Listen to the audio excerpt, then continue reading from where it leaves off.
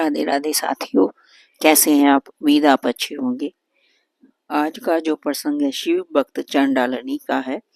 पुण्य तीर्थ गोकर्ण क्षेत्र में शिवरात्रि पर्व है। असंख्य नर नारी इस पावन पर्व पर भगवान शिव के दर्शन पूजने के लिए एकत्रित हैं।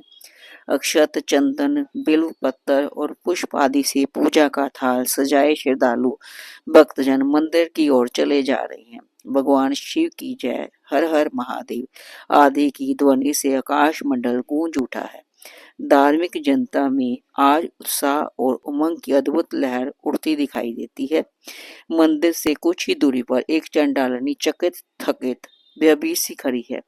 जन समाज के स्पर्श से बचती हुई पीछे हटती जा रही है। शरीर अत्यंत दुर्बल, कंकाल मात्र रह गया। गलित कुष्ठ से भरे हुए अंगों पर मक्खियां बिन बिना रही है। विवत्सा की मूर्ति सी वह वृद्धा रुग्णा नारी समस्त नारियों का घृणा का पात्र हो रही है। शरीर पर रक्त और पीप से सना फटा पुराना वस्त्र दर्शकों में जुगुप्सा भाव उत्पन्न कर रहा है। जीवन से उबकर उसने अनशन किया है, जहाँ उनके अन्न के अभाव से ये कहना कठिन है। जैसे भी हो, शिवरात्रि के एक दिन पहले से वह निराहार है। लड़खड़ाती हुई मंदिर के निकटता तक आ गई। मन में एक ही साध है, मेरे हाथ का बिल पत्र भगवान के चरणों में किसी प्रकार पहुंच जाए। किसी दयालु पुरुष ने उसकी ये साध पूरी कर दी। मन ही मन उसने भगवान शिव के स्वरूप का चिंतन किया और मन से ही उनकी सेवा पूजा कर ली। दया सिंधु महेश्वर ने उसकी भाव भक्ति की प्रेट स्वीकार कर ली। वीर छठ के दूर से भगवान का दर्शन करके उसने धरती पर मस्तक रखकर प्रणाम किया और शिव शिव का जप करते हुए एक ओर चली गई। रात भर उस क्षेत्र के जागरण करके दूसरे दिन वह क्षेत्र से बाहर निकली। दोपहर का समय है। भगवान भास्कर तप रहे हैं।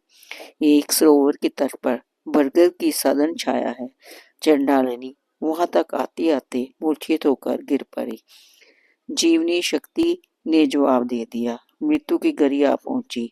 इसी समय आकाश से एक दिव्य विमान उतरा। चारों ओर प्रकाश छा गया। विमान वही आकार आकाश में रुक गया। महर्षि गौतम बड़ी देर से उसी पेड़ की छाया में बैठे थे। उन्होंने चंडालिनी की वह दुर्दशा देखी और भगवान शिव के पार्षदों द्वारा लाए हुए उस विमान पर भी दृष्टिपात किया। उनसे नहीं रहा गया। वे पूछ बैठे, देवेश्वरों, आप भगवान के शिव पार्षद हैं, आपको नमस्कार है। इस दिव्य विमान को लेकर आप लोग यहाँ कैसे रुके? आपके मन में कोई विनोद तो नहीं सूझा है? भगवान शिव के पार्षदों ने चंडाली की ओर संकेत करके कहा, हम लोग इसी को लेने के लिए आए हैं।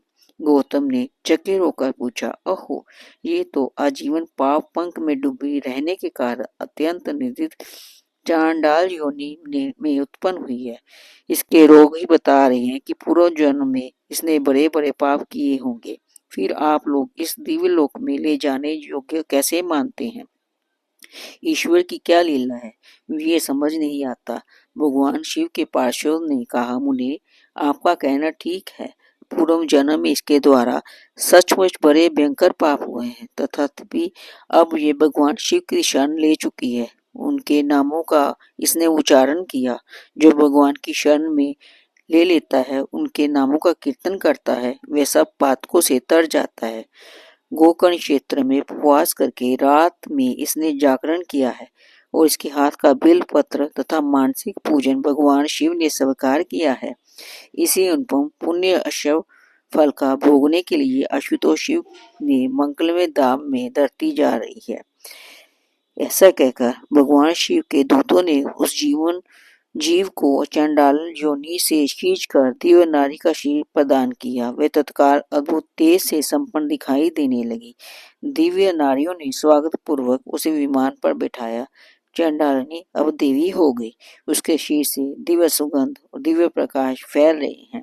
विमान पर बैठकर वह साक्षात नित्य शिव नाम से पहुंचकर पार्वती जी की सहचरी होगी। उसकी वे दिव्य गति देखकर समस्त लोकपाल आचार्य से चकित रह गए। साथियों, भगवान का जो भी नाम लेता है, भगवान उसकी अपनी मनोकामना पूर्ण करके उसको अपनी शरण में अवश्य लेते हैं। मन की सच्ची भावना से हम भगवान का नाम ले तो भगवान हमें अवश्य दर्शन देंगे और हमारे दुखों का छुटकारा करेंगे। ये प्रसंग आपको कैसे लगा मुझे अवश्य बताइए। अगर कोई त्रुटि रह गई हो तो क्षमा कीजिए और मेरे चैनल को सब्सक्राइब, लाइक और कमेंट जरूर किया कीजिए ताकि मुझे पता लगे कि मेरे प्रसंग आपको कैसा लगा है। धन्यवाद।